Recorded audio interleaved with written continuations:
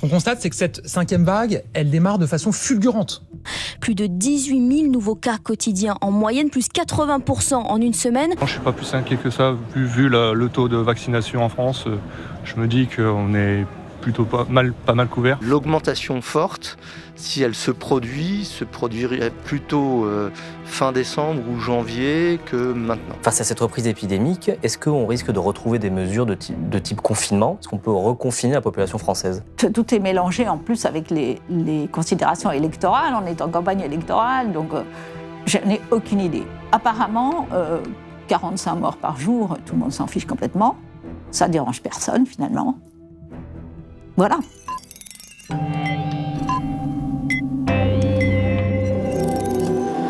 Bonjour à tous. 5e vague, le mot vient d'être lâché par Gabriel Attal, le porte-parole du gouvernement. À l'approche de la fin d'année, les signaux sanitaires sont au rouge. Pays-Bas, Allemagne, Royaume-Uni, Belgique, les pays d'Europe font face à une recrudescence du nombre de cas de Covid-19. En France, la situation est aussi inquiétante. Selon les chiffres de Santé publique France, 19 749 nouveaux cas de Covid ont été enregistrés ce dimanche. Bonjour Catherine Hill, vous êtes épidémiologiste et nous allons essayer de faire le point sur l'épidémie de Covid-19 avec vous. Alors ma première question, elle est assez simple. Est-ce que nous rentrons dans une 5e vague comme vient de l'annoncer le gouvernement ? Mais ça fait déjà 4 ou 5 semaines que les indicateurs augmentent. Moi, je ne surveille pas tant le nombre de cas qu'on trouve chaque jour, parce que ça dépend de combien on teste, et on n'a jamais trouvé plus qu'un cas sur 3. Donc les meilleurs indicateurs, c'est combien de gens arrivent tous les jours à l'hôpital, combien de gens arrivent tous les jours en réanimation, et combien de gens meurent chaque jour. Et il ne faut pas regarder jour après jour, parce que le samedi et le dimanche, il y a toujours un creux. Il faut faire la moyenne sur 7 jours. Et cette moyenne sur 7 jours augmente déjà depuis 4 ou 5 semaines pour les arrivées à l'hôpital, depuis 4 ou 5 semaines pour les arrivées en réanimation. Les critères pertinents pour appréhender l'évolution de l'épidémie, c'est ça, c'est le nombre de morts et le nombre de nouveaux cas. Pas le nombre de nouveaux cas qu'on trouve, parce qu'on ne trouve pas tous les cas, donc ce n'est pas un très bon indicateur. En plus, on ne rembourse plus les tests, donc on fait moins de tests. Si on fait moins de tests, on trouve moins de cas. Il faut regarder plutôt les arrivées à l'hôpital, les admissions à l'hôpital, pas combien de gens sont à l'hôpital à l'instant T, parce qu'il y a ceux qui sont arrivés hier et avant-hier, etc. Mais les nouveaux arrivants, c'est la dynamique de l'épidémie, ce sont les nouveaux arrivants. S'il y a plus de 2 fois plus de gens qui arrivent en réanimation aujourd'hui qu'il y a 4 ou 5 semaines, c'est inquiétant. C'est une vague. Donc là, on rentre dans une nouvelle vague. Comment on peut expliquer cette recrudescence ? C'est quoi, c'est l'hiver qui arrive ? En réalité, on ne sait pas très bien. C'est l'hiver qui arrive, les gens font moins attention. Il reste quand même plus de 6 millions de gens de 12 ans et plus qui ne sont pas vaccinés, plus les 9 400 000 moins de 12 ans qui ne sont pas vaccinés. Ces gens-là ont 4 fois plus de risque d'être testés positifs et 8 fois plus de risque d'arriver en réanimation et 8 fois plus de risque de mourir. Donc le virus circule, il circule chez les non-vaccinés, il circule aussi chez les vaccinés. Les vaccinés sont très bien protégés du risque d'avoir une maladie grave. Mais ils sont, au bout de 6 mois, après leur 2e dose, ils sont moins bien protégés du risque de devenir positifs. Ils pourront être contagieux quelques jours, probablement moins longtemps que les non-vaccinés, mais ils contribuent à la circulation du virus. C'est pour ça qu'on parle de la 3e dose. Donc, le vaccin protège des formes graves, mais il ne ralentit pas, au bout d'un certain temps, il ne ralentit pas la propagation et la circulation du virus. Si on parle de l'efficacité d'un vaccin, c'est qu'on n'a pas compris qu'il y a plusieurs efficacités.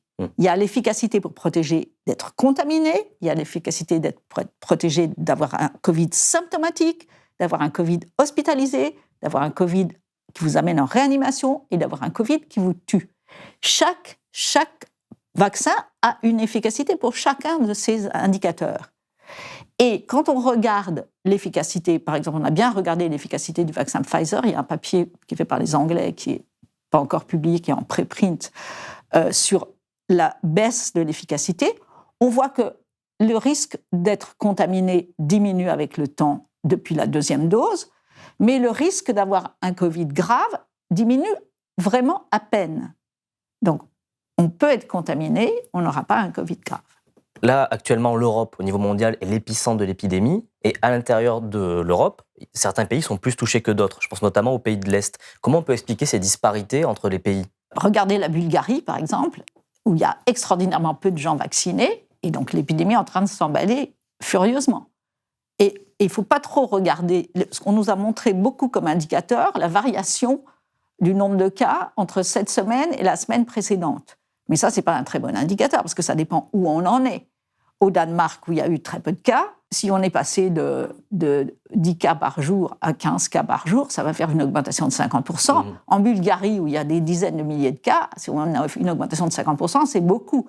Donc cette variation relative, ce n'est pas très important. Donc, il vaut mieux... Et puis il faut aussi regarder le bilan cumulé. En Allemagne, en ce moment, la situation s'emballe, mais globalement, par exemple, il y a eu beaucoup moins de morts par million d'habitants en Allemagne qu'en France. Donc là, on peut quand même faire le lien entre les pays où la couverture vaccinale est faible, l'épidémie s'emballe, en tout cas, elle fait des dégâts, c'est-à-dire qu'il y a du nombre de morts, par rapport à des pays où la couverture vaccinale est plus élevée. Le vaccin protège, mais la couverture vaccinale telle qu'elle est résumée par le nombre de gens vaccinés, par la proportion de la population qui est vaccinée, cache en fait des disparités entre les différents pays, parce que ça dépend combien on a vacciné les personnes les plus âgées, les plus fragiles et les plus à risque de mourir. Les plus de 65 ans. En fait, j'ai regardé les données sur le site de l'ECDC, European Center for Disease Control, et il donnait le pourcentage de vaccinés dans les différents pays d'Europe. Et la classe d'âge la plus supérieure, c'était 60 ans et plus. Et en France, on a vacciné 85% des 60 ans et plus, alors qu'en Irlande, on a vacciné 100%. Et au Portugal, je ne sais plus si c'est 99%, 98%. Donc en fait, ça dépend aussi qui on a vacciné dans chaque pays. Et on sait aussi en France qu'on a d'abord une très large couverture vaccinale. Les Français se sont massivement fait vacciner. On est plutôt en avance par rapport à nos voisins sur le rappel de vaccination. On y reviendra peut-être. Le gouvernement affirme que la France a bien vacciné, mais en fait, on se situe plutôt dans le milieu du classement. On est exactement 14e sur cette liste qui a 27 ou 28 pays, je ne me souviens plus, je crois 28. Donc on est exactement au milieu si on prend comme critère le pourcentage de gens vaccinés dans la population de 60 ans et plus. Et moi, je regarde avec des chiffres, des données un peu plus fines, et dans la population de 80 ans et plus, il y a 13% des gens qui ne sont pas vaccinés. Donc on a très mal vacciné les personnes âgées en France. On n'est pas allé les vacciner chez eux. Ce sont des gens isolés qui ne sont pas branchés sur Internet. Il y a une députée de La République En Marche, la porte-parole des députés de La République En Marche, qui m'a répondu à ça. On a mis un numéro vert. Franchement, une dame de 90 ans qui habite toute seule dans un étage élevé sans ascenseur à Paris ou dans la région parisienne ne descend plus de chez elle parce qu'elle ne peut pas descendre les escaliers. Il y a des gens qui viennent la voir, qui l'aident, qui lui apportent à manger, il y a un médecin qui passe de temps en temps, une infirmière, etc. Elle n'a pas été vaccinée parce que personne ne s'est occupé de la vacciner. À la campagne, pareil. Quelqu'un qui n'a pas de voiture, qui est isolé, qui n'a pas d'enfants, ou les enfants habitent très loin et seront eux-mêmes âgés, et les petits-enfants habitent encore plus loin, personne ne s'est occupé de les vacciner. Il faut vacciner les gens chez eux. Il faut aller vacciner les personnes âgées chez elles. C'est comme ça que les Portugais, les Espagnols, les Italiens ont probablement fait, et ils sont arrivés à un très bon résultat. Le gouvernement a relâché ses efforts quant à la politique vaccinale ? Ils n'ont pas organisé la vaccination des gens à domicile. Ils n'ont pas dit aux médecins. Les médecins peuvent demander à l'assurance maladie, j'ai vu ça sur Internet, sur le site de l'assurance maladie, les médecins peuvent demander qui dans leur patientèle n'est pas vacciné. Donc, ils pourraient les appeler, aller les voir, leur demander s'ils veulent bien être vaccinés. Parce qu'il y a toute une confusion entre le pass sanitaire, qui est un peu liberticide, c'est certain, et la vaccination. La vaccination protège les gens. Et en ce moment, les gens qui arrivent à l'hôpital sont surtout des gens qui ne sont pas vaccinés. Donc, c'est vraiment ça le problème. Ces gens qui refusent de se faire vacciner se mettent en danger. Et ils mettent en danger les gens autour d'eux. S'ils sont jeunes, ils ne sont pas en grand danger. Mais s'ils rencontrent des gens âgés qui contaminent, ils sont dangereux pour eux. Donc, en fait, les vaccins sont très efficaces, ne sont vraiment pas dangereux. Donc, c'est vraiment une erreur monumentale de ne pas aller les vacciner. Mais il y a beaucoup de gens qui ne sont pas vaccinés, qui ne sont pas si furieusement anti-vaccins que ça. On a bien vu, il y a eu des épisodes, les gens ont dit « j'attends un peu, je veux partir à l'étranger, je vais aller me vacciner, etc. » Donc, en fait, il faut dissocier un peu le pass sanitaire et la vaccination. Et la vaccination, ça protège tout le monde, et c'est vraiment important. Et il faut expliquer ça et réexpliquer ça. Et le fait qu'on soit arrivé à vacciner plus de 97% des gens de 70 à 79 ans montre bien que chez les personnes âgées, la proportion de gens qui sont furieusement anti-vax est assez faible. Et donc, il faut aller vacciner les au moins 10% de 80 ans et plus qui ne sont pas vaccinés et qui ne sont certainement pas anti-vax, qui n'ont pas eu accès, et qui sont en grand danger, à qui on n'a pas proposé, exactement. On les a laissés. Et pour vacciner une personne très âgée, moi, je me suis occupée de faire vacciner ma mère et une amie de ma mère qui ont respectivement maintenant 98 ans toutes les deux. Ben, il faut y aller à deux, il faut qu'il y en ait un qui gare la voiture à côté du truc, l'autre qui l'emmène, etc. Il faut s'organiser, c'est un effort. Donc si on n'a pas des gens autour de soi qui sont prêts à faire cet effort, et encore, il ne fallait pas les porter, descendre du 5e étage dans des escaliers. Oui. Donc c'était relativement facile parce qu'elles étaient relativement mobiles. Mais sinon, elles n'auraient pas été vaccinées. Et ça se confond, en fait, l'opposition au vaccin et l'opposition à la politique du gouvernement. Des fois, ces deux choses qui sont différentes se confondent pour vous ? Ben oui, il y a une défiance générale. Il y a tous les gens qui pensent que leur gourou, leur complément, machin, leur nourriture bio va les protéger de tout. C'est pas du tout raisonnable, quand même. Il y a une défiance de la science, une défiance des choses sérieuses qui est assez effrayante, il faut bien le dire. Mais surtout, ces gens sont à risque, ils sont en danger et ils font courir des risques aux personnes plus âgées qu'ils côtoient. Après, les choses n'arrivent pas par hasard. Cette situation dans laquelle on est aujourd'hui, est-ce que ça n'a pas été alimenté par la gestion de l'épidémie par le gouvernement, par les errements qu'il y a eu, cette défiance ? Ah ben oui, il y a eu énormément de cafouillage et c'est vrai que la communication a été catastrophique. Mais encore aujourd'hui, les autorités continuent à attendre que les gens aient des symptômes. Ils disent, si vous avez des symptômes, allez vous faire tester. Et ils ignorent le fait que plus de la moitié des contaminations viennent de gens qui ne sont pas symptomatiques, soit parce qu'ils ne sont pas encore symptomatiques, soit qu'ils ne seront jamais symptomatiques. Quelqu'un est contaminé, il devient contagieux assez vite. Le 5e jour après la contamination, c'est en moyenne le pic de la contagiosité. Et ensuite, la contagiosité redescend. En ce moment, les personnes symptomatiques sont testées 2,2 jours après l'apparition des symptômes. Donc on en est à 5 plus 2,2, 7,2 jours, plus encore une demi-journée pour avoir le résultat du test. Ça fait 7,7, on va arrondir à 8. Ça fait 8 jours qu'ils sont contagieux quand on leur dit qu'ils sont contagieux. Et on va chercher leurs contacts. C'est trop tard. Les contacts sont déjà positifs, ont déjà contaminé, etc. Donc, tout ça n'est pas en face de ce qu'on sait. Et ce que je vous raconte là, que le pic de contagiosité, c'est autour du 5e jour, que les gens sont contagieux en moyenne, en tout 10 à 12 jours en général, c'est connu depuis, il y avait un papier dans Science le 1er avril 2020. Donc, on sait ça depuis très longtemps. Et les autorités n'en tiennent pas compte. Et aussi, dans le dernier point épidémiologique hebdomadaire, on vous dit que sur 4 cas qu'on trouve, il y en a un seul qui est un contact d'un cas connu. Donc, on ne comprend rien à la circulation du virus. Donc, on a choisi de laisser circuler le virus. On a testé n'importe qui, n'importe comment. Les gens qui étaient angoissés, les hypochondriaques, pouvaient aller se faire tester gratuitement jusqu'au 15 octobre, 3 fois par semaine, si vous voulez.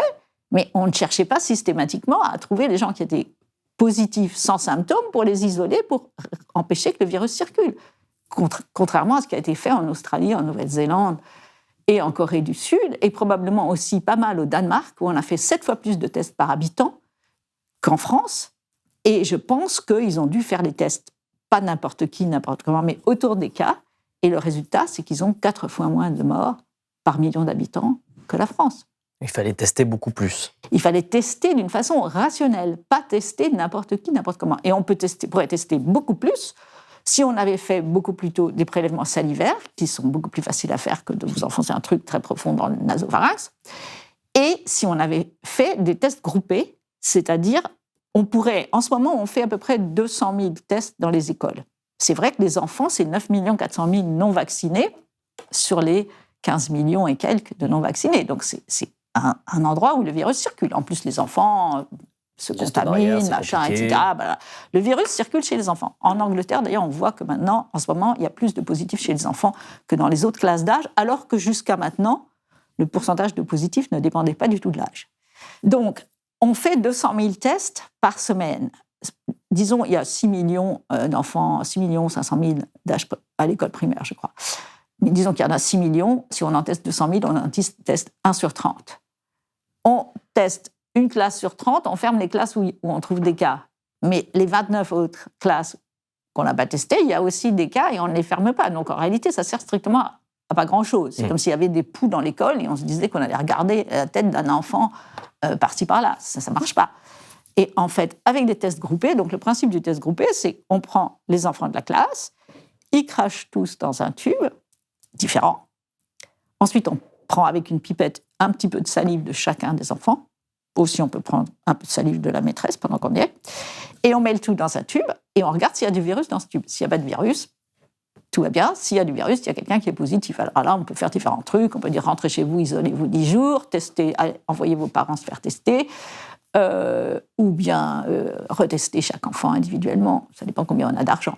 Mais avec avec 600 000 tests par semaine que Blanquer avait annoncé comme cible, on pourrait tester toutes les classes 2 fois par semaine.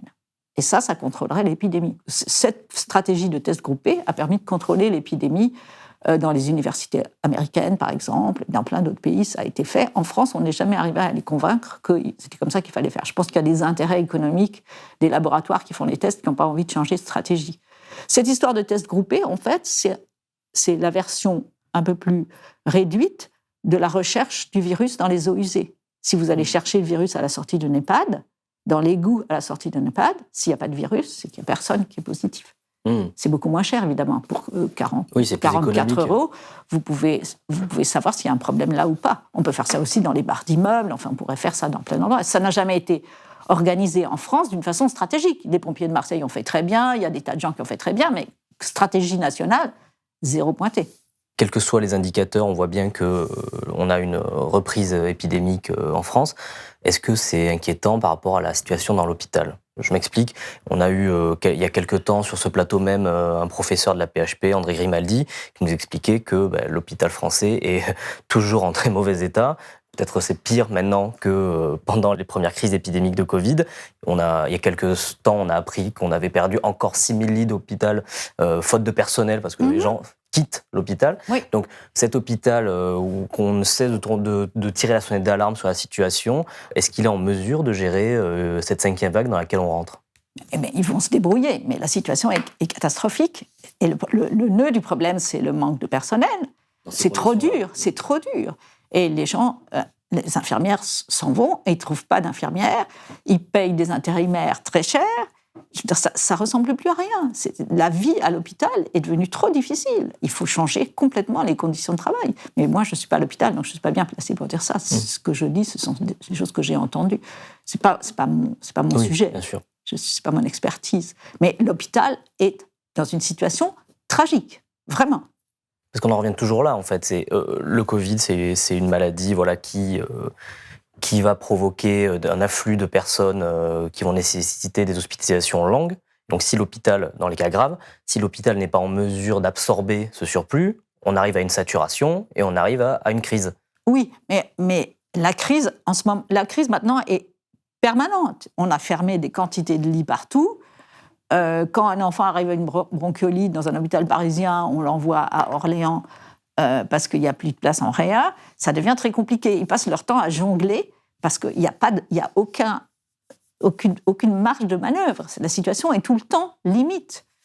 Donc oui, c'est compliqué. Mais ils vont assurer. De toute façon, on ne va pas retourner à des nombres énormes de gens arrivant juste parce que la vaccination, quand même, protège pas mal de gens. Face à cette reprise épidémique, est-ce qu'on risque de retrouver des mesures de type confinement ? Est-ce qu'on peut reconfiner la population française ?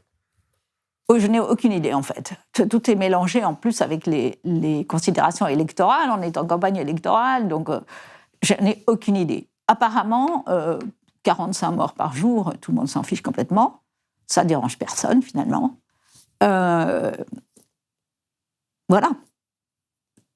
On peut laisser les choses continuer à empirer encore pendant pas mal de temps, et puis il va y avoir un moment où ça va s'arrêter d'augmenter parce que les gens auront reçu une 3e dose, idéalement parce que certains non-vaccinés ont enfin compris qu'il fallait qu'ils aillent se faire vacciner, mais c'est très difficile de prévoir ce qui va se passer. Pour l'instant, ça augmente tous les jours. Et des mesures qui ne s'appliqueraient qu'aux non-vaccinés et pas aux vaccinés, est-ce que ça, c'est quelque chose d'envisageable ou ça n'arrivera pas Ça paraît très, très difficile politiquement. Les Autrichiens avaient envisagé ça, mais finalement, ils ont décidé de confiner tout le monde. Donc, ça me paraît très compliqué. On voit déjà que exiger du personnel soignant qu'il soit vacciné, qui paraît vraiment le b.a.-ba de la sécurité sanitaire dans un pays, était déjà impossible à obtenir dans les Antilles. Donc, ça me paraît très, très difficile. Vous avez parlé de l'Autriche. Il y a les Pays-Bas, la reprise de l'épidémie et les mesures qui s'accompagnent des différents gouvernements provoquent des réactions très importantes. Aux Pays-Bas, il y a eu des émeutes, Oui, la police a tiré sur les gens.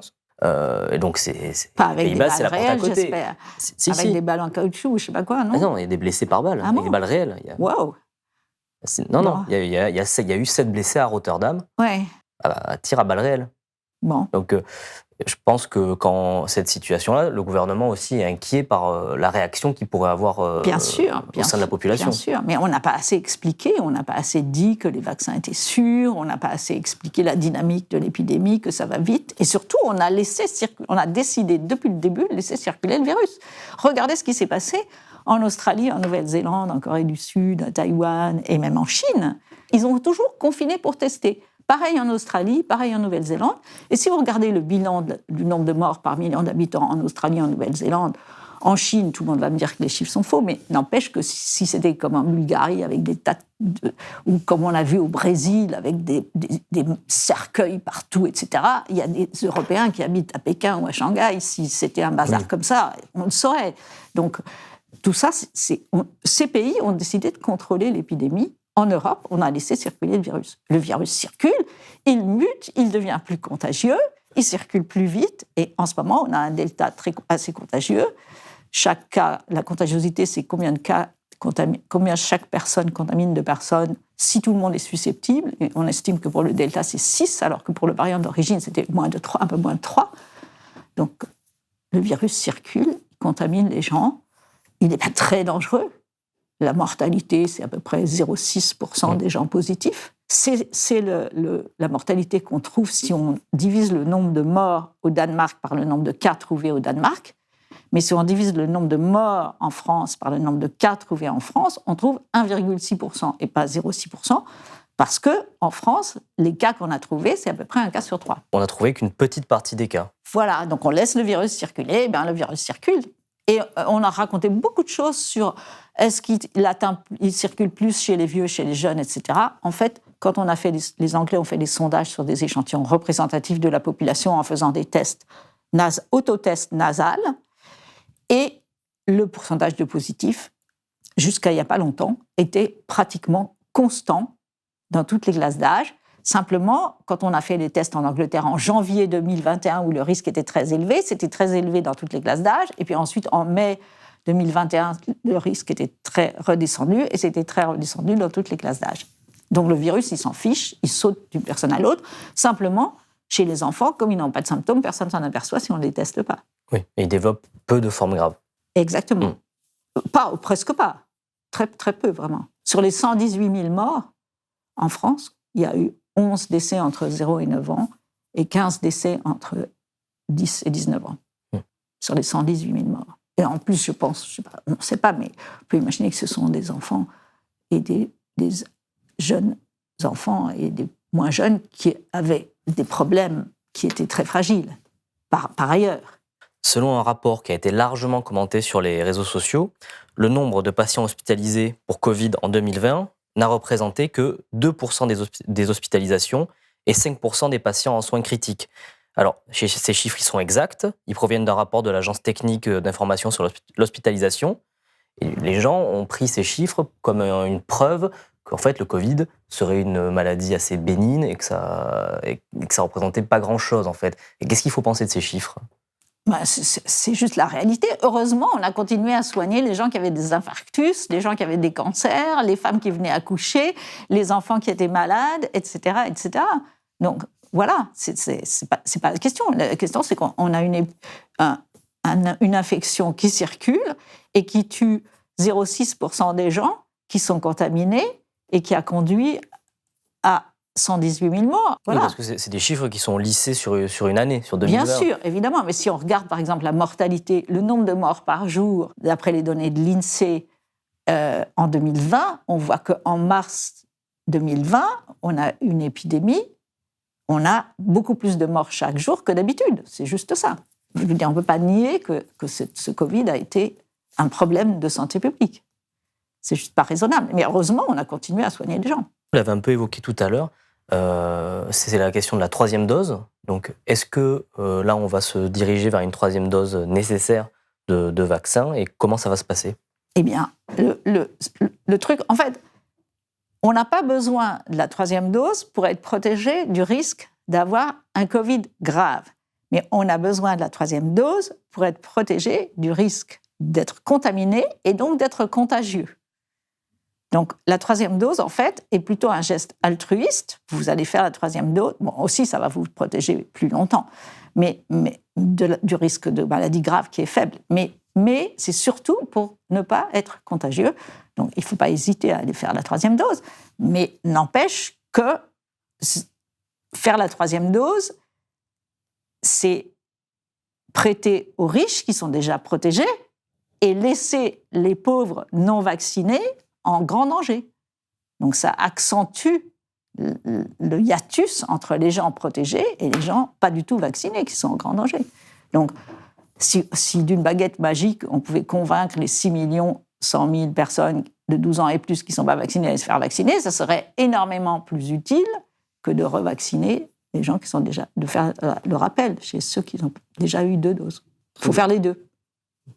Voilà, cette vidéo est terminée. Merci à tous de l'avoir suivie. Si elle vous a plu, n'hésitez pas à vous abonner à notre chaîne en activant la cloche. Nous sommes également présents sur Instagram, Twitch, Twitter et Facebook. Et enfin, surtout, si vous le pouvez, soutenez-nous financièrement sur blast-info.fr.